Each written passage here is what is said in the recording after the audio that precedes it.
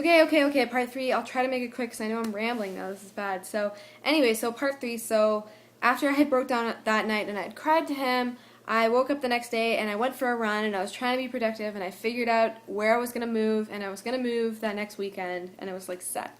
So, I had tried to call him. I woke up that morning and I had a text message from him and it was at 1, it was like at 1:20 or 1:30 in the morning and it just said I love you and I was like, oh, that was just like him, he was like so thoughtful like that, always just like, with those sorts of things. So that's all it said and I was like, oh. So I went around my day and I did my business. I went for a run and I was talking to my mom and I was like, I'm kind of worried, like I haven't heard from him all day. I wonder, I hope he's okay, like I wonder what's up. She was like, well, maybe he's somewhere where he can't get service. And I was like, well, why? Like, I don't get it. And so eventually she let slip that he was driving down to Arizona to surprise me because he knew how upset I was. And he had just decided that he was going to drive down and surprise me and help me move. And I was like, so, it was a Wednesday, and so he was going to show up on, like, the Thursday and help me move over the weekend, and I was, like, so excited, like, I couldn't wait, I was so stoked, I remember, and so I was, like, all this stuff, and then I went to class, and I was in class, and we were split up for, like, a partner thing, and so I remember, these two people came in and were talking to my teacher, and she, like, pointed at me, and they came and they got me and they brought me to the office, the school office, and they were like, your mom wants you to call her. And I remember thinking, oh man, like something's happened. Maybe my dad's in the hospital. Maybe something happened to my brother. I was like so nervous. And so I called my mom and I was talking to her and I was like, Mom, and she was like, in tears. She was sobbing.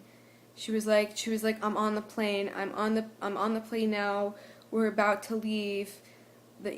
We're taking off in 15 minutes. I'm gonna be in Phoenix in 2 hours. And I was like, what's wrong? What's going on?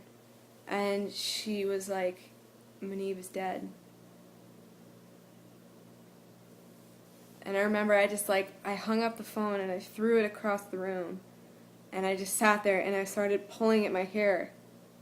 And I just sat there and I couldn't say anything. I couldn't do anything. And I remember the guy that had come to get me picked up my phone and he was like, I'm gonna need to call your mom back. I need to tell her you're okay. And I was like, no, it's okay. I'll do it. So I called her back and I was sobbing and I was like, no, it's not true. There's a mistake, you're mistaken, you've made a mistake, no. And she was like, yeah, he was in an accident, and they called me because he was driving down in her car, so they called her because it was her car, and she had given them the info for his sister. Oh, I don't want to cry, I don't want to ruin my makeup. So,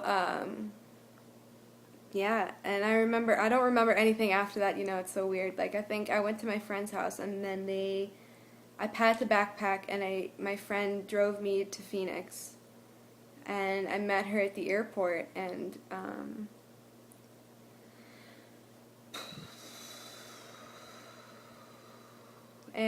we flew back to Colorado, and, oh man, and so, yeah, we flew back to Colorado, and, yeah, and so I went to his funeral, and I met his sister and his parents at the funeral, and,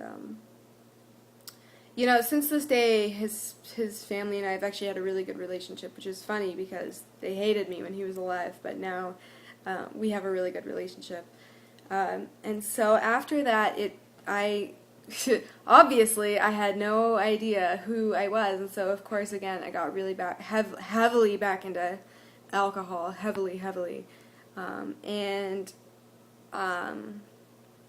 I eventually, after I had pushed a lot of friends away, I was in a horrible spot. I had the worst friends. I was drinking way too much, and after I was in this really bad spot, I realized that I couldn't go on like this. This was bad.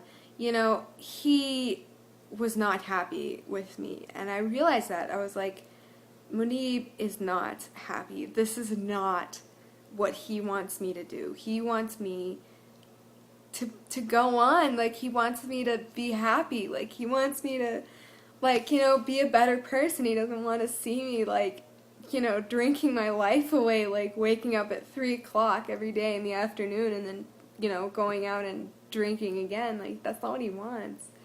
So I read this book, and it was called Why Bad Things Happen to Good People, and it's written by a rabbi. I forget his name, but I read that book, and in it talked a lot about religion, not Judaism, but like religion and God. And I read that book, and when I was done with it, that was the book that convinced me that God exists. God exists, which was huge for me because I had been raised atheist. I didn't believe in God up until that point at all. So that was the book that really convinced me, God exists. God really does exist. It's not all made up. Like, God really exists. And so I was like, I didn't really know. I was like, well, God exists, but what does that mean? Like, I wasn't sure where to go from there. And I remember it was a couple weeks or a month or two after he died that he had been living at my parents' house. So it was a couple weeks or a month or two after that I was brave enough to go back and go into his room and start going through his stuff. And while I was going through his stuff, I found his prayer mat, and I found a English translation of the Quran. And so I took the Quran and I started reading it, and I read the whole thing, and I was at Surah An-Nur, which is to this day is still my favorite surah. And there's this part in it where it talks about the love of God and how the love of God is like a light inside of like a glass container. I forget. I'll find it for you guys, but it's amazing. It's like the most beautiful verse. And I remember I read that, and I put down the book, and I was like, I just said it. I was like, La ilaha illallah, Muhammadan Rasulullah. I was like, it makes sense. I get it. You know what I mean? I was like, wow, this really does make sense. And so and so it clicked for me. And then ever since then, I did a lot of research, and I did a lot of reading, and I'm trying to make this quick. I will make this 3 parts. It's not going to be 4, I promise. So, and I did a lot of reading, and I made the commitment, and I talked to a lot of friends, a lot of his friends. I looked into the history. I did a lot of researching on the history of Islam, and I eventually decided that was it. And I remember I didn't actually go to a mosque to say my shahada in front of or with a sheikh until I started wearing the hijab, which was about 1.5 years ago. But I said the shahada for the first time about 3.5 years ago. But I didn't actually go to a mosque and say it with a sheikh until about 1.5 years ago. And I went and I said it, and that was, I went and did that, when I started wearing hijab. And, ever since then, alhamdulillah, I don't have a problem with alcohol anymore. I'm happy. I don't get depressed. I don't have that feeling of like a hole in my heart that I'm missing something.